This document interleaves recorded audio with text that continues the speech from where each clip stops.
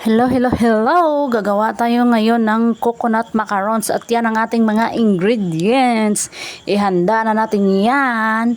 So, gumamit ako dyan ng 6 cups na desiccated coconut any brand. 2 can ng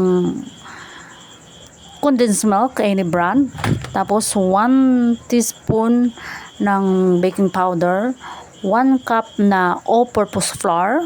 4 eggs, tapos 1 cup ng margarine or butter.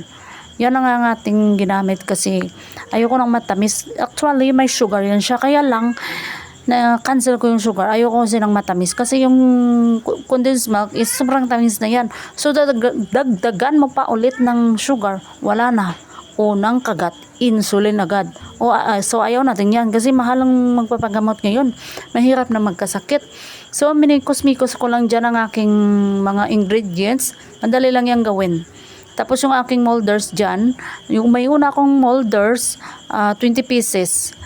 Binili ko yan sa shop, 3 pesos. 3 each. Each is 3 pesos. Tapos, last week nag-order ako sa Lazada. 50 pesos, 286. Yung ganun yata. Tapos kasama yung shipping fee. Kasi ayoko naman ng mag-bake ako na kakaunti lang. Ngayon madami-dami kasi yung na-bake ko kasi dadalhin ko yung bukas sa induction sa school. So, tapos yung induction is 1 p.m. Tapos 9:30 bukas is mag-prepare kami ng tables namin doon para sa inductions party sa school.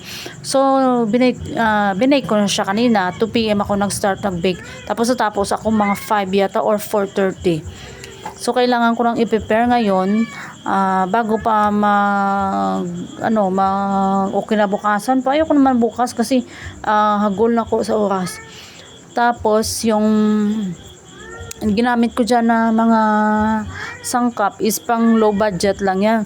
Pero masarap yan. Hindi siya nakakasawa. O, diba? Yan. Tapos, yung ginamit ko dyan na paper liners or macarons liners, binili ko yan last. Kalimutan ko na kung magkano yun. Pero madami talaga siya. As in, siguro mga bawat kulay 200 pieces. Kasi matagal na yan hindi pa naubos. Ilang pieces na din ako gumawa. Ngayon yung ginagawa ko, mga 120 pieces. Last week nakabagawa ako ng 1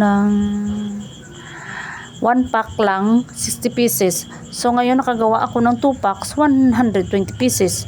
Yung iniwan ko dito, may nainiwan ako dito sa bahay, 15 pieces na na macarons. Yan, minikos-mikos ko lang yan dyan. Dapat ganyan ang niya, yung consistency niya, hindi siya basa.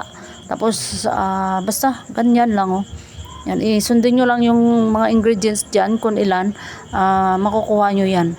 Maganda yan pang negosyo, sa school, or kung may party, magpa-order, ganun ba. Kasi, yan, ang mabintayan sa panlasa ng Pinoy. Yan ang ating, ngayon. So, yan nagmikos-mikos na tayo dyan sa ating coconut macarons. At, yan ready na yan siya ilagay sa mga molders natin. Mabilisan yung diyang paglagay natin ng molders kasi madami pa tayong gagawin. Yan diba? Ang dami ko ng molders. 70 pieces na yun yung molders ko. Tapos ang liners ko, ang paper cups liners ko, ang iba't ibang kulay, may red, may green, may yellow at white. Tapos yan, nilagay ko na dyan, mga 1 spoon, 1 teaspoon. No, 1 tablespoon each yung pagkalagay ko dyan. Tapos binake ko lang siya ng 280 degrees for 40 minutes. Yun ang pagka-bake ko. So, salamat sa mga nanonood lagi sa aking videos. I hope na magsuporta pa rin kayo. Thank you for watching. Please like, share, and subscribe sa aking mga videos kasi gagawa pa tayo ng mga videos na yan, ready na yan siyang i-bake. Gagawa pa tayo ng mga videos na kayang-kaya ng budget natin. Hindi tayo gagawa ng mga, wala tayo kasing budget, kaya low budget talaga yung gagawin natin na mga luluto-luto para makakain naman tayo ng masarap kahit papaano. So, tapos nirepack ko na yan dyan, naipack ko ng, tapos yan, 26 pieces, each pack 26 pieces yung yung nilagay ko dyan, tapos 4 na pack, dadalhin ko yung bukas. Thank you for watching. I hope you like my video. Please like, share, and subscribe. See you on my next videos na mga low budget na ating mga recipes. Thank you. Bye bye.